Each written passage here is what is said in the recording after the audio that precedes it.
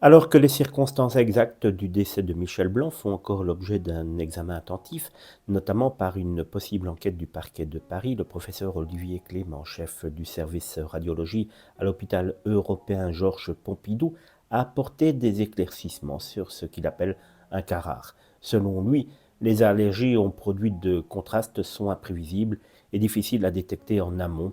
Il y aurait trop de faux positifs si on faisait des examens sur la peau, a-t-il expliqué, ajoutant que la plupart des réactions allergiques sont de grade 1 et cutanées, sans véritable gravité. Malheureusement, dans le cas de Michel Blanc, la réaction a été immédiate et extrêmement violente, entraînant un choc anaphylactique fatal. Le professeur Clément a précisé que ces réactions nécessitent toujours la présence d'un médecin lorsque un produit de contraste est injecté, mais dans certains cas, comme celui de Michel Leblanc, il est parfois impossible de prévoir et d'éviter une issue aussi tragique, malgré toutes les précautions prises.